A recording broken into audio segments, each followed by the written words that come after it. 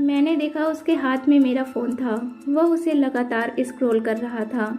यह सब देखकर मैं चौंक गई। मुझे लगा कि मैं इतनी बड़ी गलती कैसे कर सकती हूँ। वह मेरे व्हाट्सएप मैसेजेस पढ़ रहा था। मुझे इतना डर लग रहा था कि वह मेरे साथ या मेरे प्रेमी के साथ कुछ न कुछ ज़रूर बुरा करेगा। लेकिन उसने जो किया, मैं वह सपने में भी नहीं सोच सकती थी। मेरे पति हमेशा से ही एक असभ्य और घमंडी किस्म के इंसान रहे हैं। मैंने अपनी बेटी और परिवार वालों की वजह से उन्हें कभी नहीं छोड़ा। हम दोनों को एक दूसरे से शादी करने के लिए मजबूर किया गया था। ऐसा इसलिए क्योंकि हम दोनों के पिता के बीच एक व्यापारिक समझौता हुआ था, जिसकी वजह से मेरा रिश्ता उनके साथ तय हो गया और मेरी शादी इनसे हो गई। मेरे परिवार में शादियों के नाम पर व्यापार होता रहा है, जिससे मुझे सबसे ज़्यादा नफरत है। मुझे कभी भी ऐसे व्यक्ति के साथ रहने का मौका नहीं मिला जिससे मैं प्यार कर सकूं। मुझे अपने पति से कभी भी प्यार नहीं मिला। वह मुझसे प्यार क्यों नहीं करते थे, मैं आज तक नहीं जान पाई।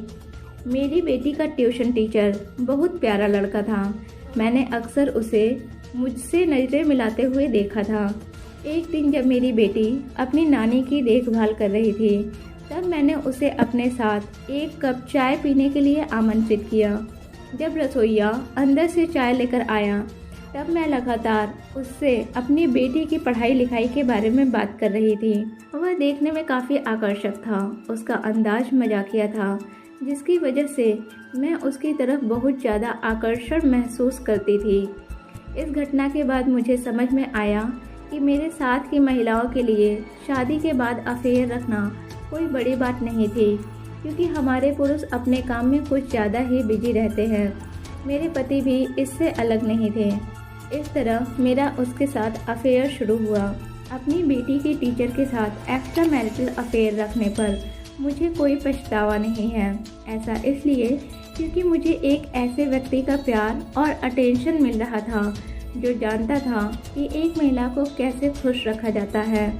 वह न केवल देखने में काफ़ी सेक्सी था, बल्कि उसने मुझे शारीरिक संबंध बनाते हुए कामुक और अच्छा भी महसूस कराया।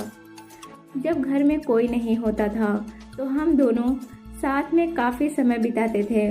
मैंने सुनिश्चित किया कि इस दौरान मैं अपने घर के घरेलू नौकरानी को आसपास नहीं रखती थी, क्योंकि वह हमारे अफेयर के बारे में मेरे पति को बता सकती थी। भगवान जाने फिर वह क्या करेगा। 35 साल की उम्र में मुझे प्यार और जुनून मिला, जिसने मुझे सबसे ज़्यादा खुशी का अनुभव कराया। लेकिन जैसा कि हर सामान्य अफेयर की कहानी में होता है, एक दिन मेरे पति ने मुझे पकड़ लिया। दरअसल मैंने अपने पति और बेटी को बाजार से घर वापस आते हुए की आवाज़ सुनी। मैं काफ़ी जल्दी में थी, जिसकी वजह से मैं उनके लिए पानी लाने के लिए अपना फ़ोन बिस्तर पर रखकर नीचे चली गई और पति ने मेरे फ़ोन को उठाकर मेरी प्रेमी का व्हाट्सएप चैट रीड कर लिए, जिसमें बीच बीच में कुछ सेक्सुअल तस्वीरें भी थीं। मैं उन्हें बातचीत में शामिल करने की कोशिश कर रही थी कि मेरे पति वॉशरूम का इस्तेमाल करने के लिए बेडरूम में आ गए। मैं एकदम से डर गई और उनका पीछा करते हुए कमरे की तरफ बढ़ी। मैंने देखा उसके हाथ में मेरा फ़ोन था। वह उसे लगातार स्क्रॉल कर रहा था। यह सब देखकर मैं चौंक गई। मुझे लगा कि मैं इतनी बड़ी गलती कैसे कर सकती हूँ। वह मेरे टेक्स्ट मैसेजेस पढ़ रहा था। मुझे इतना डर लग रहा था कि वह मेरे या मेरे प्रेमी के साथ कुछ न कुछ ज़रूर करेगा, लेकिन इसका उल्टा हुआ। उसने मुझे शांति से पूछा, इस बारे में और कौन कौन जानता है? मैंने कहा, कोई नहीं।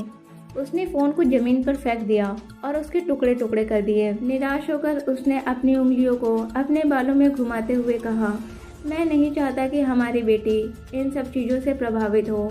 किसी को भी इस बारे में पता नहीं चलना चाहिए।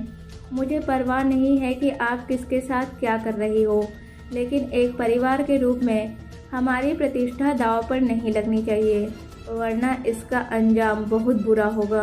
अपने पति की इन बातों को सुनकर मैं पूरी तरह से चुप रही, लेकिन इस दौरान मुझे इस बात का एहसास हुआ कि उसे मेरी बिल्कुल भी परवाह नहीं थी।